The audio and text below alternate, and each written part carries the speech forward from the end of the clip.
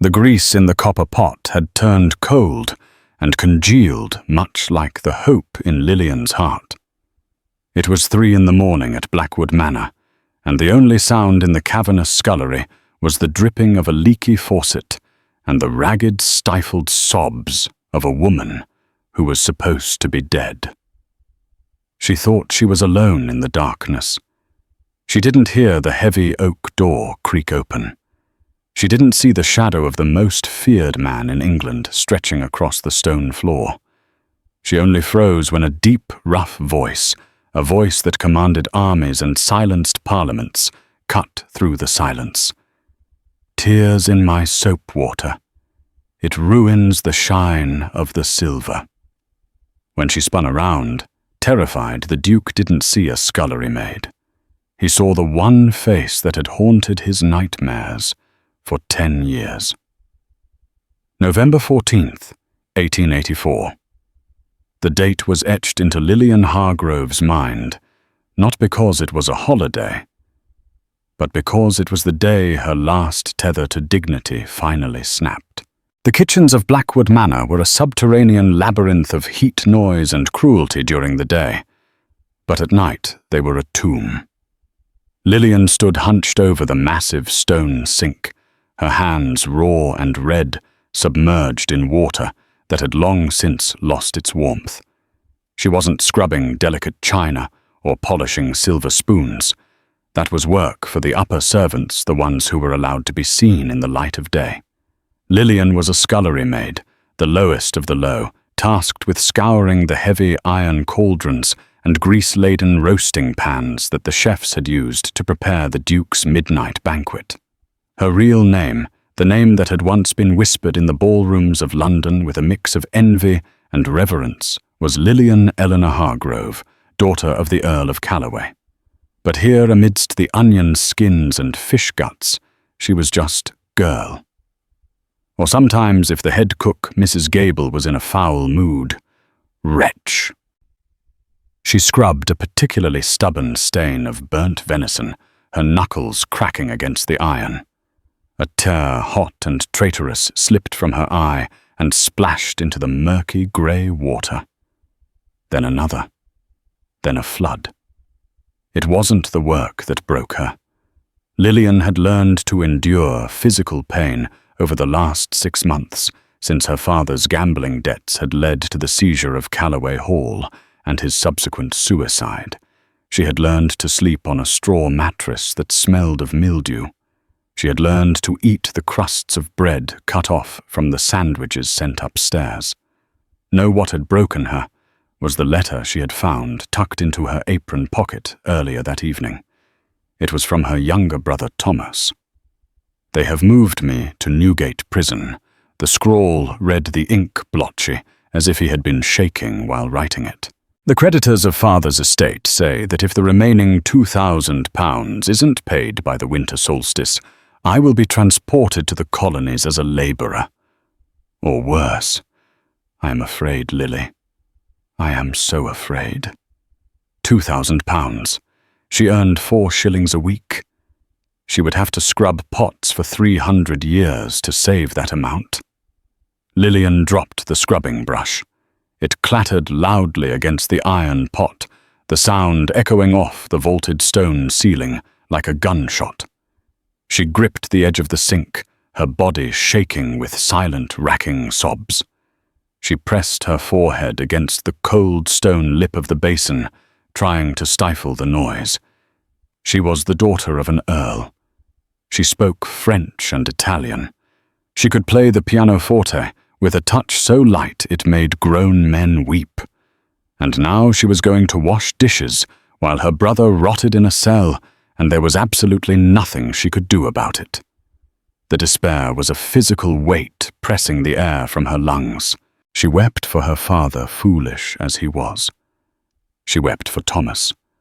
And selfishly, she wept for herself, for the silk dresses sold to pawn shops, for the soft beds lost to memory, and for the engagement she had been forced to break with the one man who might have saved her simply because she couldn't bear the shame of bringing him nothing but debt. She was so consumed by her grief, so drowning in the noise of her own misery, that she didn't hear the footsteps. They were not the scurrying steps of a rat, nor the shuffling gait of the night watchman. These were heavy, deliberate steps. The steps of a man who owned the ground he walked on. The steps of Sebastian Thorne, the Duke of Blackwood. Lillian let out a choked wail, burying her face in her soapy red hands. "Is the venison that tragic?" a voice rumbled from the shadows near the pantry. Lillian gasped, her heart hammering against her ribs like a trapped bird. She spun around her wet back, pressing against the stone sink water, dripping from her elbows onto her coarse woolen skirt. Standing in the doorway, illuminated only by the dying embers of the hearth and a single flickering candle he held in his hand, was the Duke. He was still dressed in his formal evening wear, a stark black tailcoat that emphasized the broadness of his shoulders, a white cravat that had been loosened at the neck, and a waistcoat of midnight blue silk. He was terrifyingly tall, looming in the low-ceilinged kitchen, like a dark god. His hair, black as a raven's wing, was slightly disheveled, as if he had run his fingers through it in frustration. But it was his eyes that froze Lillian's blood. They were grey, the colour of a winter sea before a storm, and they were fixed directly on her. Lillian dropped her gaze instantly to the floor, terrified. Servants were not to look the master in the eye. Especially not this master. Sebastian Thorne was known as the Iron Duke, not just for his political ruthlessness, but for his icy demeanour. Rumours swirled that he had killed a man in a duel over a spilled drink, that he had banished his own mother to a convent, that he had a heart made of clockwork gears and cold steel. "Forgive me, Your Grace," she whispered, her voice trembling. I did not know anyone was awake." She moved to grab her scrubbing brush again, desperate to look busy, desperate to hide her face. If he really saw her, he might recognize the debutante he had danced with once 3 seasons ago. The thought made her nauseous. The shame would be worse than the poverty. "Stop," he commanded. The word was soft, but it carried the weight of a gavel strike. Lillian froze. The Duke stepped into the light. The scent of him, expensive tobacco brandy, and the crisp smell of winter air overpowered the stench of old grease.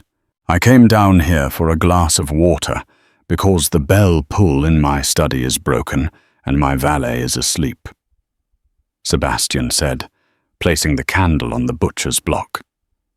"I did not expect to find a waterworks display in my scullery." He walked closer, his boots clicking rhythmically on the stone. He stopped just 3 feet from her. Lillian stared at the tips of his polished black boots. "Look at me," he said. "I cannot, Your Grace. It is not proper. I am the Duke of Blackwood. I decide what is proper in my own house. Look at me." Lillian swallowed hard. She slowly lifted her chin. The candlelight flickered across her face, illuminating the red, puffy eyes, the tear-streaked cheeks, and the stray lock of golden-brown hair that had escaped her mob cap. Sebastian's grey eyes narrowed. He studied her face with an intensity that made her skin prickle. He looked at the high cheekbones that hunger had made more prominent. He looked at the delicate arch of her brows. He looked at her mouth, trembling with fear. A flicker of confusion passed over his stoic features. He tilted his head slightly. "You are not a scullery maid," he stated flatly. "I am Your Grace," Lillian lied, clutching her wet apron. "I was hired by Mrs. Gable 6 months ago." "I don't mean your employment," Sebastian said, taking a step closer, invading her personal space. "I mean your composition, your voice. You speak the King's English better than half the harlots in the House of Lords." He reached out and Lillian flinched. He paused, his hand hovering in the air before gently, almost hesitantly, taking her hand. He lifted it from the soapy water. Her hand was a ruin. Red, chapped, cracked with fingernails broken to the quick. It was a hand that knew suffering. Sebastian frowned, his thumb tracing a particularly angry red welt on her knuckle. These are not the hands of a woman born to labor. These are the hands of a woman being punished. He looked up, locking eyes with her again. The air in the kitchen suddenly felt very thin. "Who are you?" he asked, his voice dropping to a whisper. "And who has broken your heart so thoroughly that you weep into my cookware at 3 a.m? Lillian tried to pull her hand away, but his grip tightened not painfully but securely. He was not letting her go. "My name is Mary, Your Grace," she lied, using the name of her old nursemaid, "and I weep because the onions were strong today." Sebastian stared at her for a long second, and then shockingly he let out a short, dry laugh. It was a rusty sound, as if he hadn't used it in years. "Onions," he repeated, looking at the empty pot of soapy water. "You are crying over onions in a pot that contained venison." He released her hand, but he didn't step back. He leaned against the heavy oak butcher block, crossing his arms over his chest. The casualness of the posture was deceptive. She could feel his intellect sharpening, focusing on her like a magnifying glass, focusing sunlight. "I have an eidetic memory, Mary," Sebastian said, his eyes drilling into hers. "It is a curse, mostly. I remember every line of every bill I've ever signed.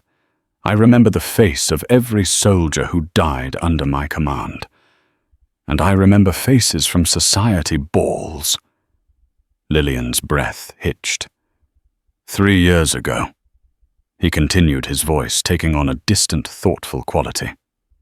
"The winter solstice ball at the crushing bore that is the Kensington Palace. I danced the waltz with a girl. She wore blue silk. She had a laugh that sounded like silver bells, and she stepped on my toe twice." Lillian felt the blood drain from her face. She had stepped on his toe. She had been terrified of him then, too. "She was the Earl of Calloway's daughter," Sebastian said softly. "Lillian. That was her name." He pushed off the butcher block and loomed over her again. "You have her eyes, but she was radiant. You look like a ghost of her." "I have been told I have a common face," Lillian whispered, her heart pounding so hard she thought she might faint. "Please, Your Grace, I have work to finish. If Mrs. Gable finds the pots unscrubbed in the morning, I will lose my position. I have nowhere else to go." The desperation in her voice was real, and it seemed to sober him. The detective-like gleam in his eyes faded, replaced by a darker, more unreadable emotion. "Why were you crying?" he asked again, ignoring her plea to return to work. "The truth this time, or I will wake Mrs. Gable and ask her for your employment records." Lillian closed her eyes. She was cornered. If he found out who she was, he would likely cast her out. The scandal of a duke harboring a fallen, destitute noblewoman as a servant would be fodder for the tabloids. But if she lied, he would expose her anyway. "A letter," she admitted quietly, "from my brother. Bad news. He is in a difficult situation, due to debts." "How much?" £2,000. Sebastian didn't even blink. To a man of his wealth, £2,000 was the price of a new carriage or a bad night at the card tables. To her, it was a life sentence. "And you are washing dishes to pay off £2,000. He looked around the grim, damp kitchen. "You have a relentless optimism, I'll give you that. I am doing what I must to survive your grace. We do not all have the luxury of inheritances." The words slipped out before she could stop them, a flash of the old Lillian, the one with a bit of fire. Sebastian's eyebrows shot up.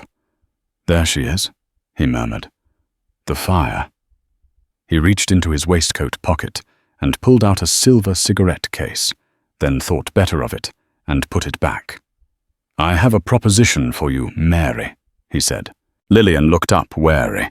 "I am not that kind of woman, Your Grace. I would sooner starve." Sebastian looked genuinely offended. His lip curled in a sneer.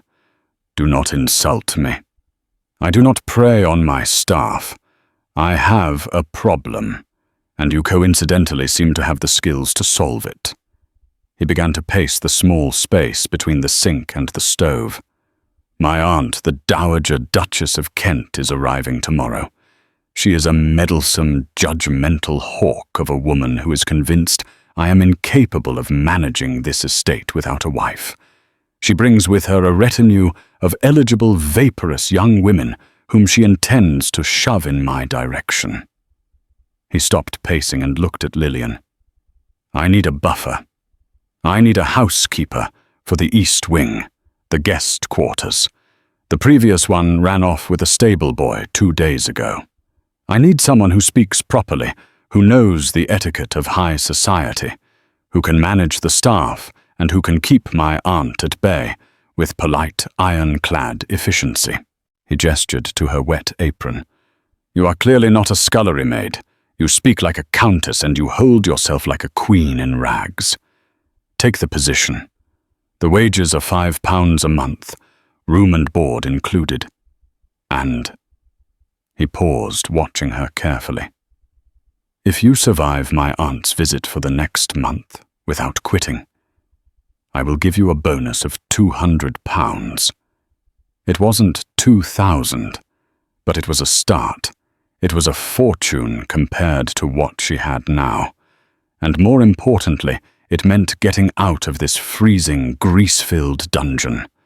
But it also meant being closer to him. It meant living in the upper world where people might recognize her." "I have no references," she said weakly. "I am the reference," Sebastian countered. "Well, do you want to scrub pots until your hands bleed, or do you want to run my household?" Lillian looked at her red, raw hands. She thought of Thomas in Newgate, shivering on a stone floor. "I will take the position," she said, her voice steadying. "Good." Sebastian nodded once businesslike. "Report to my study at 8 o'clock sharp. And Mary." "Yes, Your Grace. Burn that dress. You look like a tragedy." He turned and walked out of the kitchen, taking the light with him. Lillian stood in the darkness, the sound of his boots fading away. She touched her cheek where his gaze had felt like a physical caress. She had survived the night. But as she looked at the dark outline of the door, she realized the real danger was just beginning. Sebastian Thorne was a man who solved puzzles for sport, and she had just become his latest puzzle. The transition from the scullery to the upper servants' quarters was jarring. Lillian, now firmly addressed as Mrs. Mary Croft, by the Duke's decree, woke the next morning not on straw, but on a moderately lumpy feather mattress in a small private room on the 3rd floor. There was a porcelain pitcher and basin on a stand, and a small window that looked out not onto a brick wall, but onto the sprawling expanse of Blackwood Park, dusted with morning frost. It felt like a trap. At 8 o'clock, dressed in a severe black bombazine gown, hastily altered for her by the sewing maid, she stood outside the Duke's study. She knocked. "Enter." Sebastian was sitting behind a desk large enough to land a small boat on. He was surrounded by stacks of parchment, looking every inch the industrial magnate and peer of the realm. He didn't look up when she entered. Mrs. Higgins, the head housekeeper, has been informed of your new station, he said, his quill scratching loudly. You have full authority over the East Wing, staff, 4 maids, 2 footmen. The guest rooms must be immaculate. My aunt Lady Agatha demands perfection and notices everything. If a speck of dust lands on her pug, she will have a conscience. Finally he looked up. His eyes swept over her new attire, critically assessing the transformation. The black dress was plain high-necked and entirely respectable. It hid her figure, yet somehow the severity of it only highlighted the aristocratic structure of her face. Better, he murmured, almost to himself. You look less like a drowned rat, and more like a very serious nun. Thank you, Your Grace, Lillian said stiffly, keeping her eyes on the middle button of his waistcoat. He stood up and walked around the desk, holding out a heavy ring of brass keys. The keys to the linen closets, the silver pantry in the East Wing, and the guest suites. Do not lose them. Do not abuse the trust they represent. As she reached to take them, their fingers brushed. A spark, sharp as static electricity, jumped between them. Lillian nearly dropped the keys. Sebastian's hand reflexively closed over hers to steady them. For a moment, he was holding her hand again, his grip warm and firm. You are trembling, Mary, he said softly. Are you afraid of the work, or are you afraid of me? I am afraid of failing your grace, she whispered, pulling her hand back, clutching the cold metal keys against her chest. Good. Fear keeps us sharp. He retreated behind his desk, the iron mask slipping back into place. They arrive at 2. Be ready. The arrival of the Dowager Duchess of Kent was less of a visit and more of an invasion. 3 carriages rumbled up the gravel drive, followed by a baggage cart loaded with trunks. Lillian stood on the front steps, flanked by her nervous staff as the footman deployed the stairs. Lady Agatha emerged first. She was a diminutive woman, upholstered in expensive purple velvet, carrying a yapping pug under one arm and a silver-tipped cane in the other. Her eyes were sharp black beads that scanned the facade of the house for imperfections. But it was the second carriage that stopped Lillian's heart. Out stepped Lady Beatrice Wharton. Lillian felt the blood drain from her face, leaving her dizzy. Beatrice had come out in society the same year as Lillian. They had politely detested each other for 3 seasons. Beatrice was wealthy, vicious, and had made no secret of her intention to land the Duke of Blackwood. She had always been jealous of Lillian's effortless popularity. If Beatrice looked closely, if she truly looked, it would all be over. And who is this? Lady Agatha demanded, stopping in front of Lillian and poking her shoulder with the cane. Where is Mrs. Higgins Sebastian? Why is this child greeting me? Sebastian appeared in the doorway, radiating chilly authority. Aunt Agatha, welcome to Blackwood. This is Mrs. Croft. She is in charge of the East Wing and your comfort during your stay.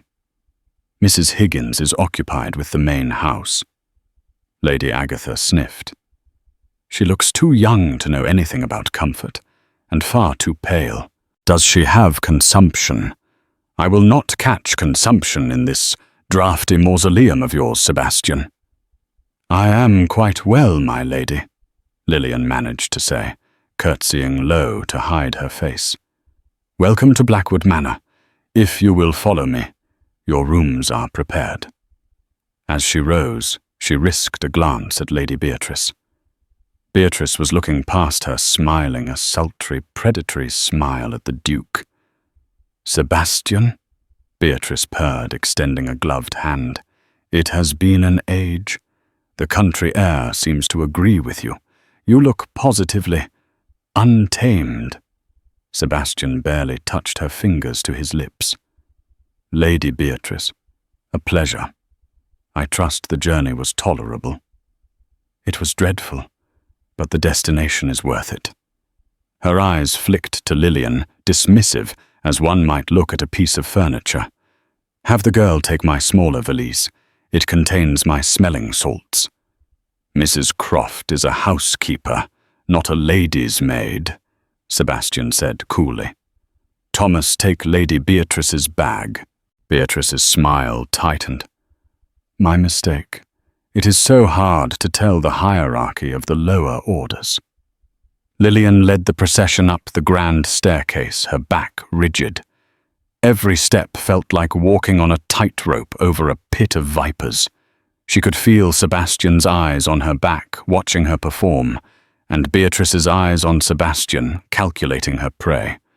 The game had begun, and Lillian was the pawn that could be knocked off the board at any moment. The next week was a blur of terrified efficiency. Lillian channeled every ounce of knowledge she had gleaned from running Calloway Hall for her father.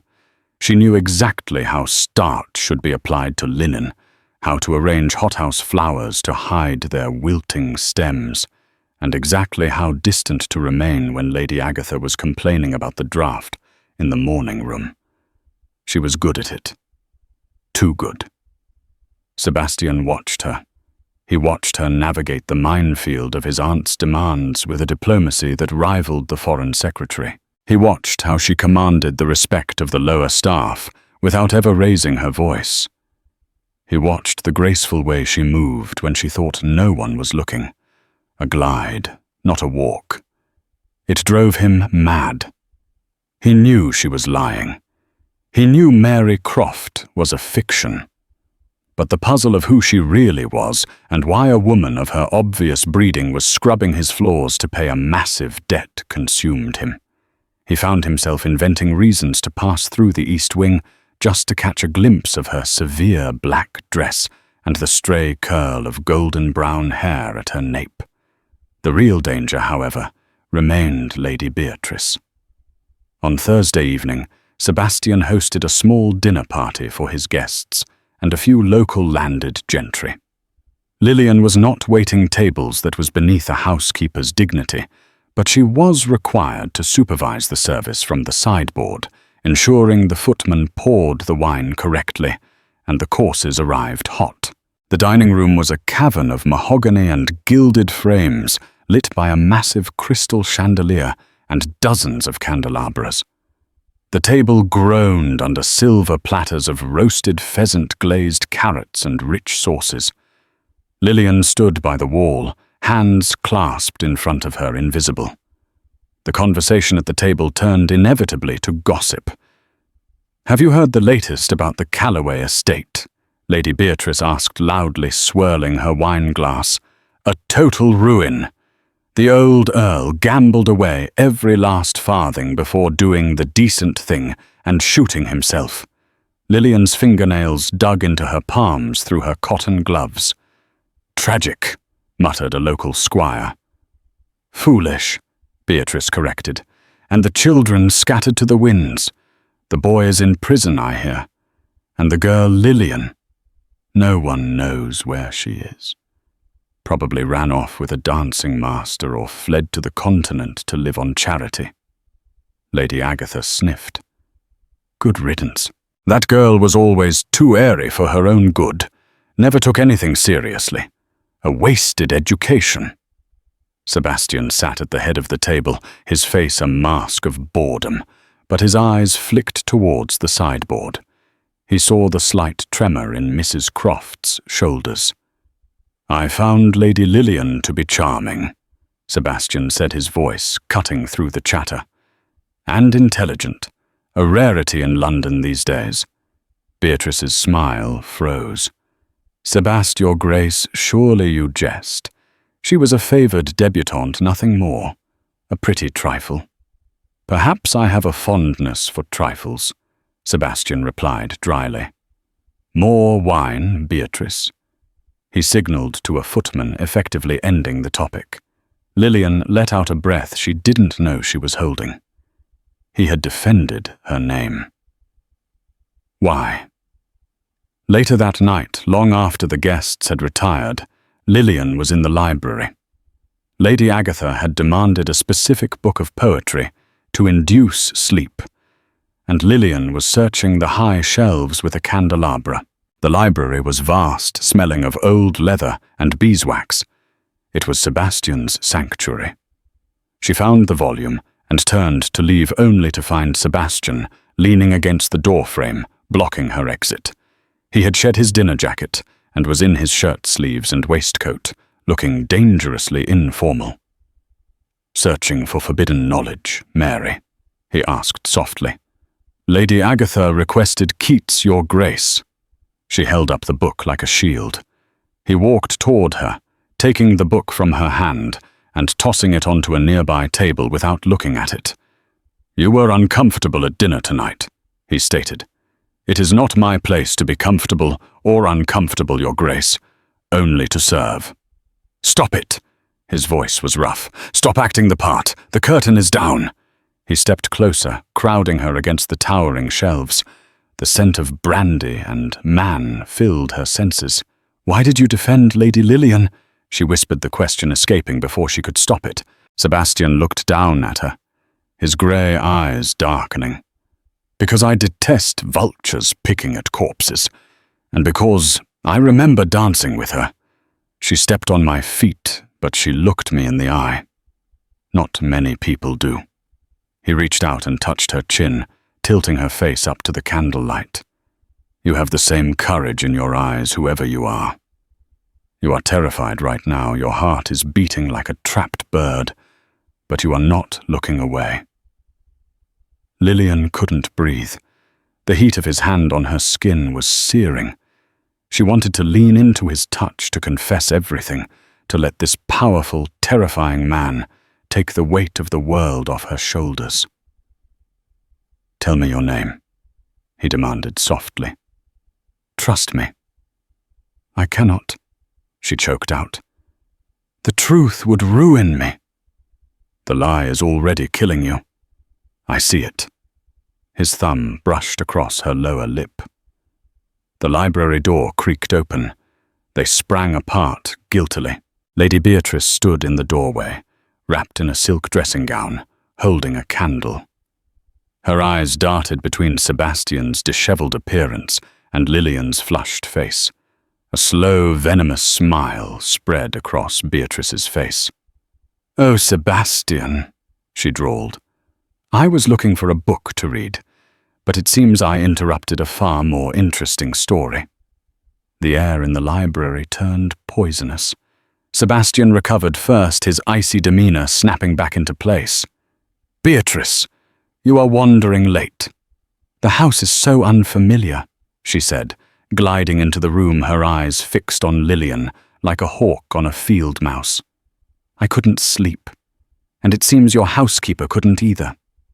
Beatrice stopped in front of Lillian, looking her up and down with renewed interest. The pieces were clicking together in her mind. Sebastian's defense at dinner, the intimate moment she just interrupted, the vague familiarity of the woman's face. "You know Mrs. Croft," Beatrice said, circling Lillian slowly. "You have a remarkable way of carrying yourself for a servant. Almost regal." "I merely try to emulate the manners of my betters, my lady," Lillian said, curbing fully her eyes on the floor. "Indeed." Beatrice reached out and fingered the cheap fabric of Lillian's sleeve with distaste. "Well, run along. The Duke and I have things to discuss." Lillian fled. She didn't walk. She practically ran back to her room on the 3rd floor, bolting the door behind her. She leaned against it, gasping for air. Beatrice suspected something, and Beatrice was a woman who pulled loose threads until the whole tapestry unraveled. The next morning, the pressure mounted. Lillian was supervising the changing of the linen in Lady Agatha's room when a young stable boy slipped a grimy envelope into her hand. "From London, miss. Came on the morning mail coach.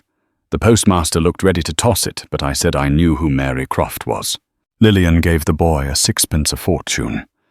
For him, a sacrifice for her, and waited until she was alone in the linen closet to open it. It was from the prison chaplain at Newgate. Mistress Hargrove, it read, using her real name, a dangerous error. Your brother Thomas has taken ill with jail fever. The conditions are dire. The creditors are pressing for his transport to the penal colonies immediately to recoup their losses. Unless a substantial payment is made within 3 days, I fear for his life either from the sickness or the sea voyage. 3 days. £2,000. Lillian sank to the floor amidst piles of lavender-scented sheets. A silent scream built in her chest. He was going to die in that filth, and she was here fluffing pillows for the women who mocked their family's downfall. She looked at the silver candelabra on the shelf. It was worth perhaps £50. The urge to take it to pawn it was a physical ache. But she was a Hargrove. They had lost their money, not their honor. Tears hot and fast streamed down her face. She pressed her hands over her mouth to silence the sobs. The door to the linen closet opened. It was Sebastian. He was looking for her. He had seen the stable boy pass her the note and had followed, driven by an anxiety he couldn't name. He saw her huddled on the floor, surrounded by white linen broken. Mary. The name felt wrong on his tongue now. He stepped inside and closed the door, sealing them in the scented darkness. He knelt beside her, heedless of his immaculate trousers on the dusty floor. What is it? Tell me. Lillian couldn't stop crying. She held out the crumpled letter. Sebastian took it. He read it quickly, his jaw tightening. He noted the name Hargrove. The confirmation hit him like a physical blow. Lillian Hargrove, the woman from the ball, the woman whose father had ruined everything. She had been here under his roof, suffering in his kitchens for 6 months. A wave of protective fury washed over him. Fury at her father, fury at the creditors, and fury at himself for not seeing it sooner. Jail fever, he muttered. Jesus. He looked at her. She was trying to compose herself, wiping her eyes fiercely with her apron, ashamed of her weakness. I have to go to London, she choked out. I have to see him. You will do no such thing. Newgate is no place and for a woman. Sebastian tossed the letter aside and grabbed her shoulders. Look at me, Lillian. She froze at the sound of her real name. She looked up, her eyes wet and terrified. You know, she whispered, you're going to turn me out. Don't be an idiot, he growled. The intensity in his eyes was terrifying. Did you really think I would let you starve? Did you think I would let your brother rot? I am nothing to you, your grace. I am a servant who lied to get employment. You are everything, he said. The admission tearing its way out of his throat. He pulled her to him. It wasn't gentle. It was a desperate collision. His mouth found hers hungry and demanding.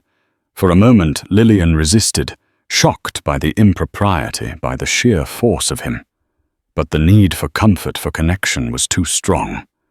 She melted against him, her hands clutching the lapels of his jacket, kissing him back with all the pent-up frustration and fear of the last 6 months.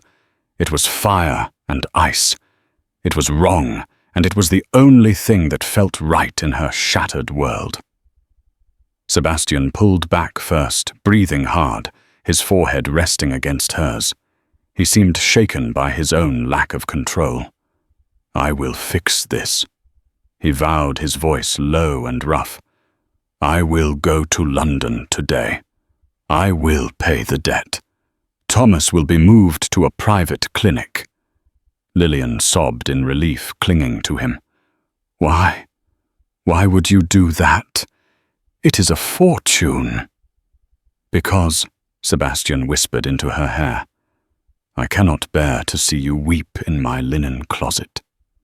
He stood up, pulling her up with him. "Stay here. Compose yourself. I must speak with my valet and prepare a carriage. I will handle everything."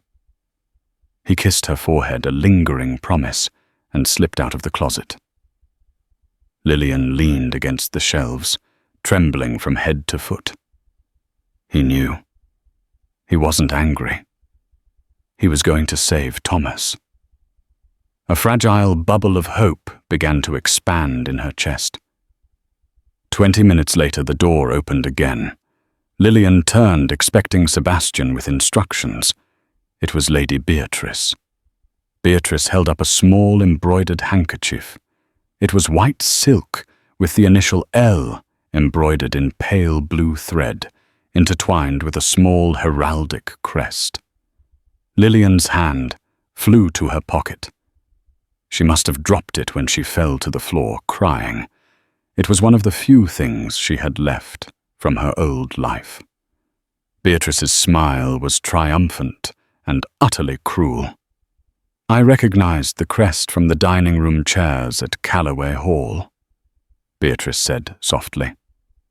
"Hello, Lillian, or should I say Lady Lillian, the kitchen maid." She took a step closer, her perfume cloying in the small space. "Sebastian is preparing a carriage in a great hurry. I wonder why. Perhaps he has discovered your deception and is sending for the authorities, or perhaps," her eyes narrowed maliciously, "perhaps he has fallen for the tragic little orphan act." Beatrice leaned in close, her voice a hiss. "It doesn't matter. Because by dinner time, everyone in this house, including the Dowager Duchess, will know exactly who you are. Let's see if the Iron Duke protects you when you are undeniably ruined." The linen closet, once a sanctuary of lavender and silence, had become a cage. Beatrice stood blocking the door, her smile sharp enough to cut glass. She didn't shout. She didn't need to. She held the embroidered handkerchief like a judge holding a death warrant. "You have two choices, Lady Lillian." Beatrice purred, savoring the name. "You can pack your meager belongings and sneak out the back door like the rat you are disappearing into the mud where you belong. Or we can go downstairs to the drawing room for tea, where I will entertain the Dowager Duchess with the fascinating tale of how the Duke of Blackwood has been harboring a fugitive bankrupt in his pantry." Lillian felt the blood drain from her face, leaving her cold and trembling. If she fled now, she might save a shred of dignity, but she would never know if Sebastian had truly gone to save Thomas. She would be abandoning her brother to his fate. But if she stayed, the humiliation would be total. "I'm not a fugitive," Lillian said, her voice shaking but her chin high. "I am working for my wages." "You are a liar in a black dress," Beatrice snapped, her facade of sweetness dropping. "Move. The Duchess is waiting for her tea." Lillian walked to the drawing room like a woman walking to the gallows. Her legs felt heavy, her heart hammering a frantic rhythm against her ribs. The drawing room was a picture of aristocratic warmth.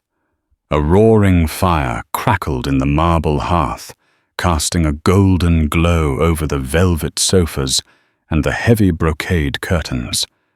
Lady Agatha sat in her high-backed chair, feeding a biscuit to her pug, while the other guests, the local squire and his wife, sipped Earl Grey from fine bone china. They looked up as Beatrice entered, with Lillian trailing behind like a shadow. "Beatrice, there you are," Lady Agatha grumbled, "and the housekeeper. Finally. My tea is lukewarm. Order a fresh pot." Beatrice glided to the center of the room, her silk skirts rustling. "Oh, Aunt Agatha, forget the tea. I have something much more stimulating. A parlor game. It's called Who is the Imposter?" Agatha blinked, lowering her teacup. "What on earth are you babbling about? It's a simple game," Beatrice said, turning to point a manicured finger at Lillian. We have an intruder in our midst, a woman who claims to be a humble widow named Mrs. Croft. But look closer, Agatha. Look at the bone structure. Look at the arrogant tilt of the head. Lillian stood frozen near the door. Every eye in the room bored into her. The shame was a physical heat burning her skin. "Beatrice, stop this nonsense," Agatha huffed. "Servants are not for entertainment." "This is no servant." Beatrice's voice rose, shrill and triumphant. She threw the handkerchief onto the low table in front of the Duchess. "That is the crest of the Earl of Calloway. This woman is Lillian Hargrove, the daughter of that suicidal gambler who disgraced half of London." A gasp went around the room. The squire's wife covered her mouth. Lady Agatha picked up the handkerchief, squinting at it, then looked at Lillian with dawning recognition and horror. "Hargrove," Agatha whispered. "The girl who ruined her engagement to Lord Weatherby. The girl whose father died, owing everyone in the city." She stood up, her cane thumping against the floor. "Is this true? Speak, girl." Lillian looked at the hostile faces. There was no point in denying it. Sebastian wasn't here. He was likely at the stables preparing to leave for London. She was alone. "It is true," Lillian said, her voice quiet but clear. "I am Lillian Hargrove." "Deceit!" Agatha shrieked, clutching her pearls. "Under my nephew's roof, a fallen woman, a pauper touching my food, touching my bedsheets. It is a contamination. I have done my work honestly," Lillian said, tears pricking her eyes. "I have worked harder than any of you have ever worked in your lives. Poverty is not a crime, my lady." "Deception is," Beatrice interjected, stepping closer to Lillian. "You lied to the Duke. You probably seduced him into giving you this position. Did you think you could entrap him? Did you think you could climb your way back up the social ladder on his back?" "I did no such thing." "You are a disgrace," Agatha spat. "You are fired instantly. I want you out of this house before the clock strikes the hour. If you are not gone, I will have the constables drag you out for fraud." "But I have nowhere to go," Lillian pleaded, panic rising. "It is snowing. Please just let me wait until the Duke returns." "The Duke is too kind for his own good," Beatrice sneered. "He would probably give you money to go away. I, however, am protecting his reputation. Get out, now." Lillian looked around the room. No one moved to help her. The squire looked at his shoes. The servants in the hallway were watching with wide eyes. She was an outcast, a pariah. With a sob she couldn't suppress, Lillian turned and ran. She ran through the hallway past the portraits of Sebastian's ancestors, who seemed to glare at her. She didn't go to her room to pack. She couldn't bear another second in this house that hated her. She burst out of the heavy oak front doors and into the biting cold of the November afternoon. The snow had started to fall thick and heavy, blanketing the long driveway in white. Lillian ran down the stone steps, her thin house shoes slipping on the ice. The cold wind bit through her black dress, stinging her skin like needles. She wrapped her arms around herself, stumbling toward the iron gates at the end of the drive. She had lost everything. Thomas would die in prison. She would freeze on the roadside, and Sebastian would return to find her gone, a liar, exposed, a problem removed. She fell to her knees in the snow, the cold seeping into her bones. She couldn't go on. She huddled there, a black smudge against the pristine white, and waited for the end. The courtyard of the stables was a flurry of activity. Sebastian was barking orders at the grooms, checking the cinch on his fastest stallion. He had decided against the carriage. The roads were bad, and a horse was faster. Every hour mattered for Thomas. He was just swinging into the saddle when he saw the commotion at the front of the manor. The heavy doors had been flung open, and a small, dark figure had run out, stumbling down the steps. Sebastian frowned. He squinted through the falling snow. The figure fell to the ground halfway down the drive and didn't get up. "Your Grace," the groom asked, holding the reins. Sebastian didn't answer. A cold knot of dread tightened in his stomach. He kicked the stallion into a gallop, not toward the London road, but toward the house. As he thundered closer, the figure resolved into a woman in a black dress. "Lillian!"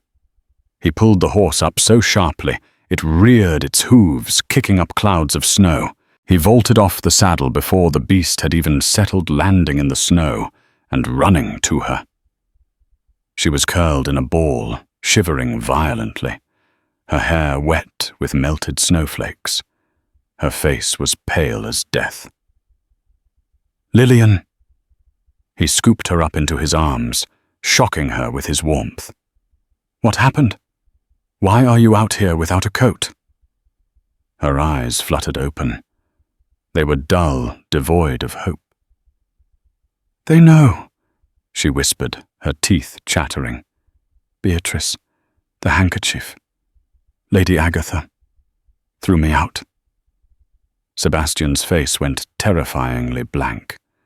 The concern vanished, replaced by a hold so cold it made the winter air feel tropical.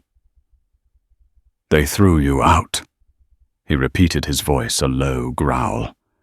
"My aunt and that harpy threw my staff, my guest, into a snowstorm." He didn't wait for an answer. He shifted her weight, holding her tight against his chest. "Hold on to me." He didn't take her to the servants' entrance. He marched up the front steps, kicking the heavy oak doors open, with a crash that echoed through the entire house. The butler, Mr. Henderson, came running, his face pale. "Your Grace, we thought you had left for London." "Get blankets," Sebastian roared, striding past him. "Get brandy, and get the physician, now." He carried Lillian straight into the drawing room. The scene inside was peaceful. Lady Agatha was pouring a second cup of tea. Beatrice was laughing at something the squire had said. The laughter died instantly as the doors slammed open. Sebastian stood in the threshold, looking like a vengeful god. Snow melted on his shoulders. His boots left muddy tracks on the Persian rug.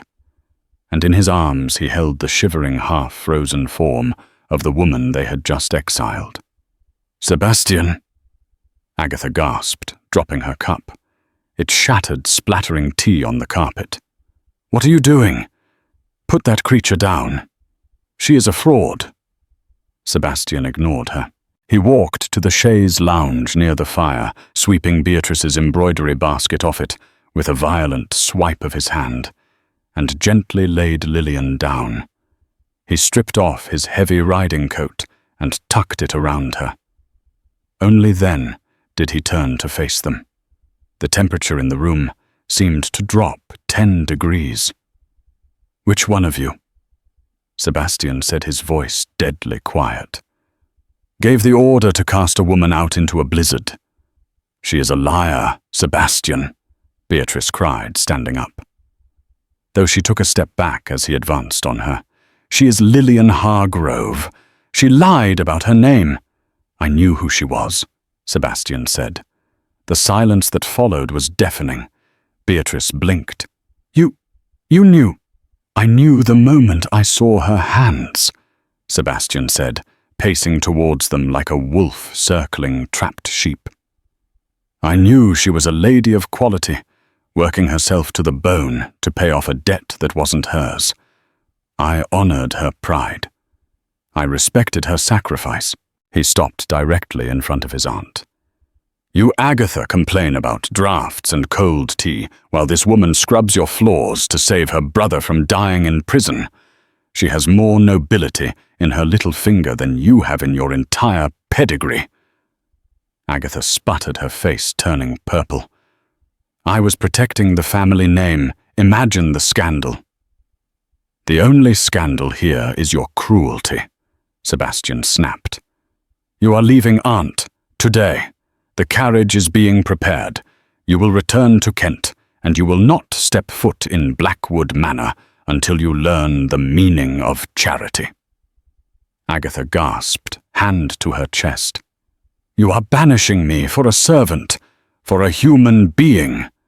Sebastian roared, his control finally snapping. He turned to Beatrice.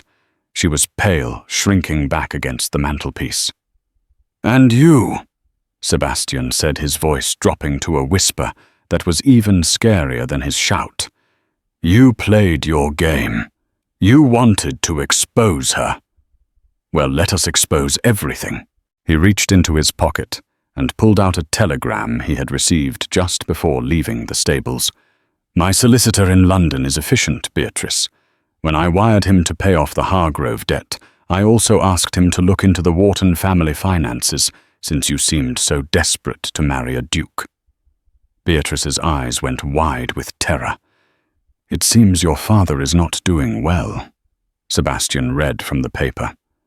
"Bad investments in the rail. You are on the verge of bankruptcy yourself. You came here not for love, but to sell yourself to the highest bidder to save your own skin." He crumpled the telegram and let it drop to the floor. "You recognized Lillian because you saw your own fear reflected in her. But instead of compassion, you chose cruelty. Get out of my house." "Sebastian, please," Beatrice whimpered. "Now." Beatrice gathered her skirts and fled the room, sobbing. Lady Agatha, seeing the look in her nephew's eye, rose shakily and followed her cane, tapping a retreat. The room fell silent save for the crackling fire. Sebastian let out a long breath, running a hand through his damp hair. He turned back to the chaise lounge. Lillian was watching him. The colour was returning to her cheeks, though whether from the warmth or the shock he couldn't tell. She had heard everything. He walked over and sat on the edge of the chaise, taking her cold hands in his. "Is it true?" she whispered. "Did you wire the money?" "I did," Sebastian said gently. "Thomas will be released this evening. My solicitor is taking him to a private clinic on Harley Street. He will recover." Lillian closed her eyes, tears leaking out from under her lashes. "I can never repay you. £2,000. I will work for the rest of my life." "You will not work another day in your life," Sebastian cut in firmly. "At least not as a housekeeper." Lillian opened her eyes. "Then what I have no home, Sebastian. I have nothing." "You have me," he said simply. He reached into his pocket, not for a cigarette case, but for a small velvet box he had retrieved from the family safe before going to the stables. He had intended to carry it with him to London to propose properly once Thomas was safe. But he couldn't wait.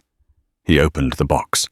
Inside sat a sapphire ring, dark and deep, as the ocean surrounded by diamonds. "Lillian Hargrove," Sebastian said, his voice trembling slightly. "You entered my kitchen and broke my heart with your sadness. You ran my house and captured my admiration with your strength. I do not want a buffer against my aunt. I do not want a housekeeper. I want a partner. I want a duchess who knows what it means to struggle and who still holds her head high." He took the ring from the box. "I fell in love with the girl in the blue silk dress 3 years ago," he whispered. "But I worship the woman in the black bombazine dress today. Will you marry me? Will you let me protect you and fight with you for the rest of our lives?" Lillian looked at the ring, then up at the man who had seen her at her lowest and treated her like a queen. The shame of the last 6 months evaporated, replaced by a warmth that had nothing to do with the fire. "I stepped on your toes," she laughed through her tears. You can step on my toes every day for the next 50 years. He smiled the rare, genuine smile that transformed his face. Yes, she whispered. Yes, Sebastian, I will. He slid the ring onto her finger. It fit perfectly. He leaned down and kissed her tenderly this time, a promise of safety, of love, and of a future where she would never, ever have to be afraid of the dark again. Outside, the storm raged on, burying the world in white. But inside Blackwood Manor, for the first time in years, everything was warm. And that, my friends, is how a scullery maid became a duchess, and how the Iron Duke found the only woman strong enough to melt his heart. It's a reminder that true nobility isn't about titles or wealth.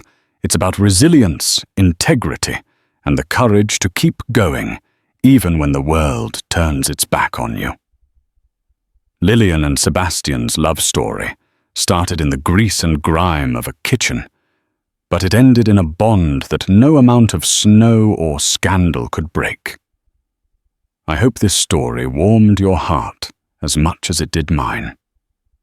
If you enjoyed this tale of romance, justice, and twists, please give this video a big thumbs up. It really helps the channel grow. Don't forget to share it with a friend who loves a good historical drama, and hit that subscribe button and the notification bell so you never miss a new story. I have plenty more dramatic romances coming your way. Thanks for watching, and I'll see you in the next video.